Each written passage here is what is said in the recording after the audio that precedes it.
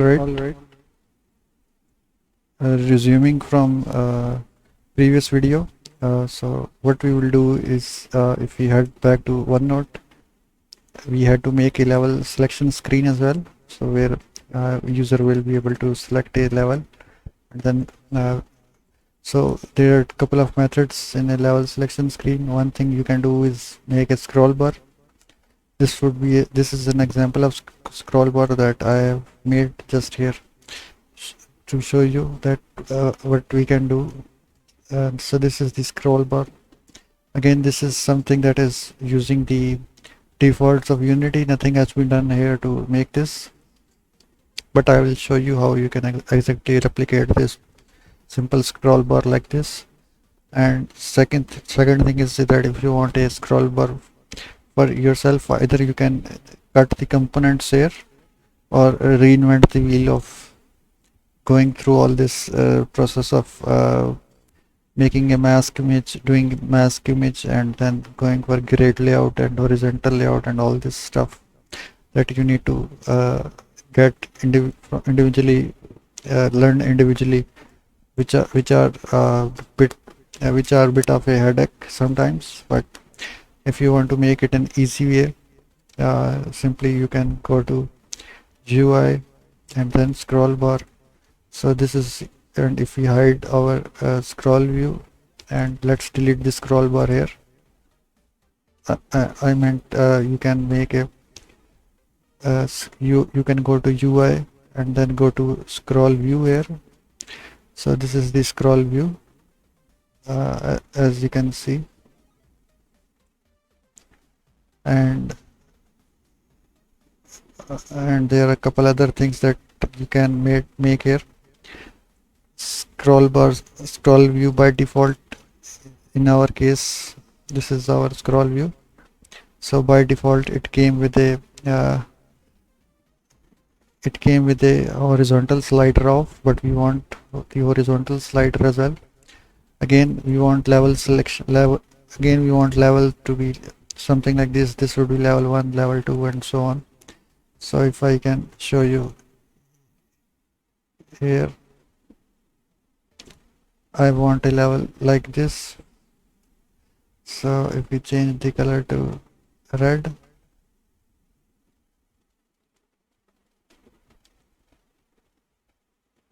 so I want level like this here and here, and then these will be scrollables that will be scrolled along the way. So simply use the right click and then create scroll view, and then increase the width because we want something like this, and height is fine, I suppose. So we want look further, and here we can center a bit here like this,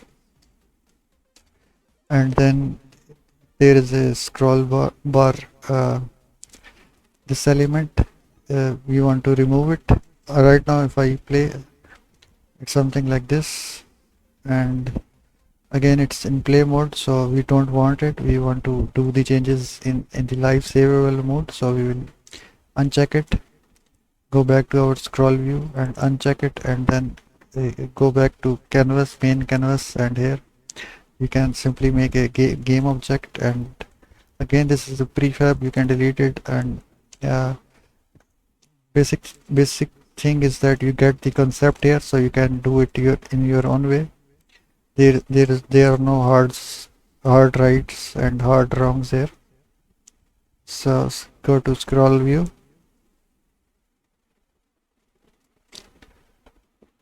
and vertical. So right now it's this is the scroll view that is showing up. It by default it comes with the this horizontal and vertical, both are by default on. And in the height section we can increase to 850 or to 1000,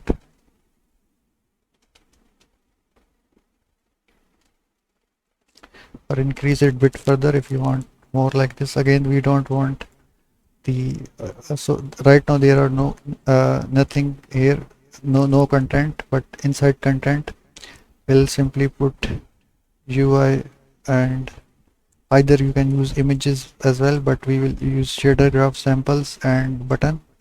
You can use different buttons as well that are not specific with this one, with these new samples. So simply right now the size is kind of low, so we will press 200 to 200 or press 180 to 180,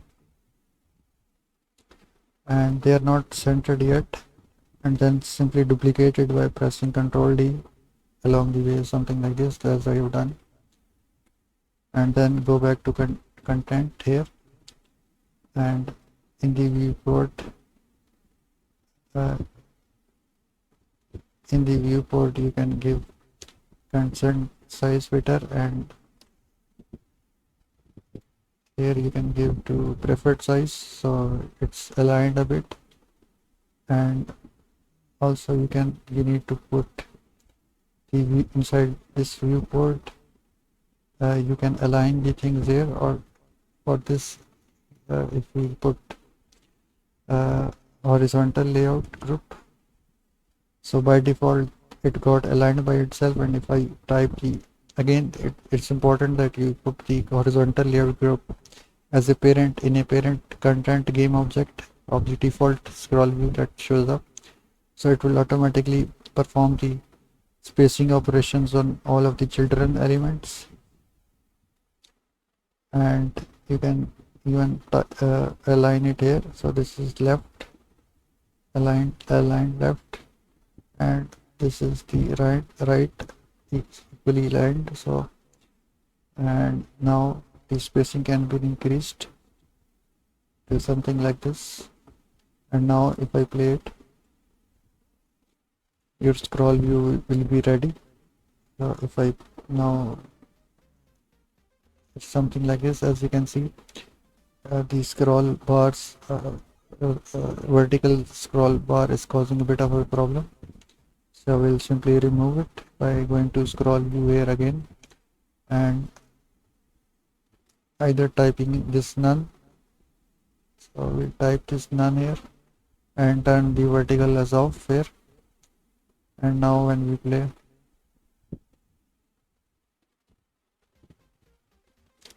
now it will be perfect, that it is aligning exactly to how we want. And for the mouse setting to perform better, for this mouse wheel you can increase the sensitivity here, so if I type 4, the mouse wheel will be able to scroll better, but it's up to you how you want it. And this is it, and now I will try to save it. You can try to save it and put this scroll view inside your in-game inside we will create a new empty game object here inside canvas. I'll call it level selection, level selection canvas,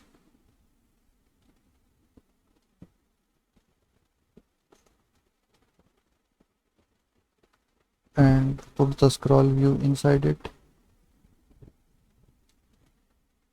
That was something I didn't want.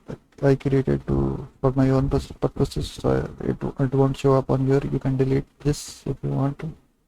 I'll delete it like this. Now save the project here, and the next thing will be to so for each of these buttons, if you want to change the color or whatever setting you want when this button will be pressed, that level will play. So by default this is the selected level, this SG button. So if you want to change the color of it to something like green or whatever color you want,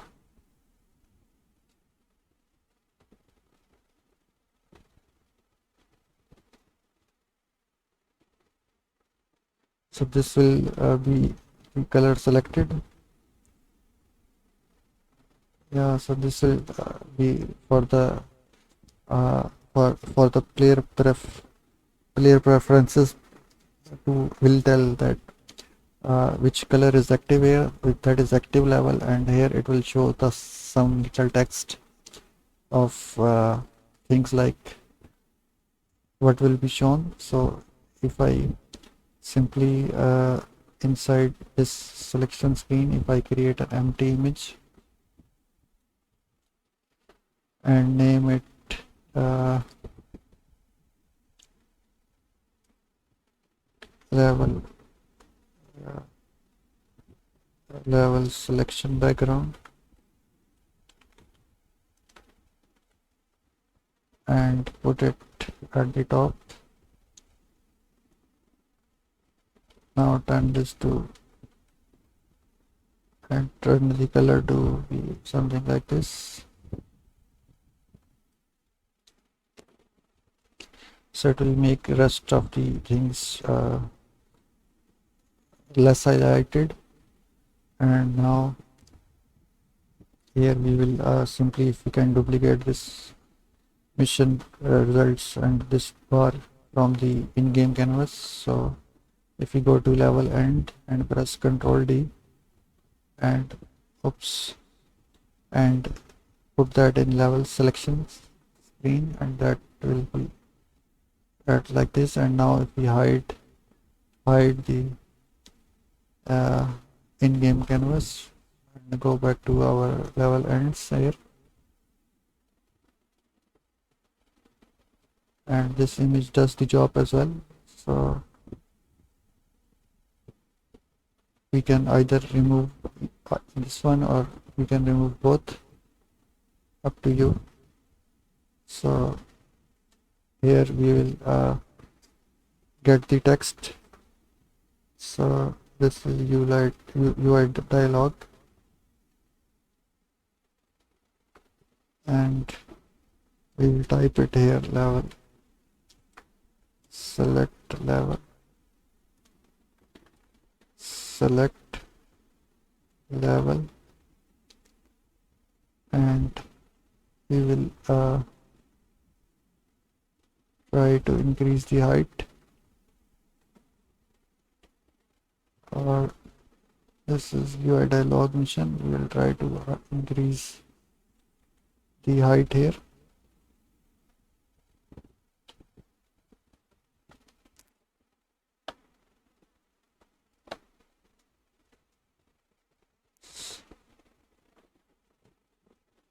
And then we will move this to upper portion here.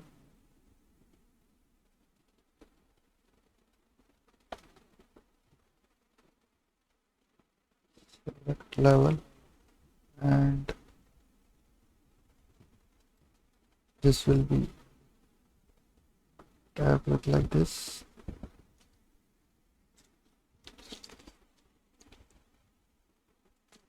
And this level heading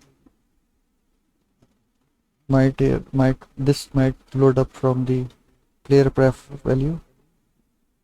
preferences that we will save after the game. So this is level name, and we can hide it for now, or we can show it here. Level name will be here, and inside briefing will be the uh, level introduction, that what will be in the level. And if the player press got it, the level will be started. So inside got it button, that this is what aqua 1 will change this got it to let's play, and increase the button height and width again,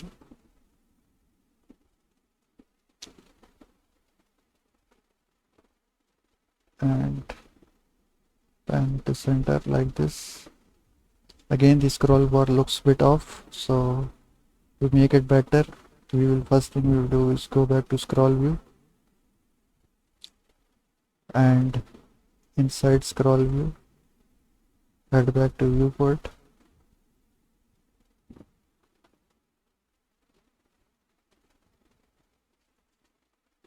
and turn the background to black. So now it looks, if you see, it looks much more blended with the thing. Another thing you will see is that vertical scroll bar is still showing up. Oops, and yeah, and we doesn't want it.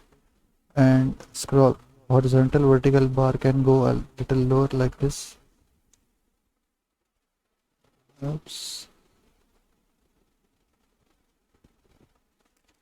Yep, so this is fine, I guess. 0, and this is just fine, yeah. And now we will save it, and whenever if we play the game, if I can play the to show you how it looks now. So yeah, this will be like this, and next thing would be to uh, populate these buttons at the runtime. So what this means is that instead of creating this here, we will simply look for the number of game objects in the level, or we can simply get the total value. If we want it to be something smart or much more adaptive in this case, uh, that is, it will look for its child components here, and no matter how many the childs, it will simply show up here without use of any extra code. That we will do in next tutorial. So we'll save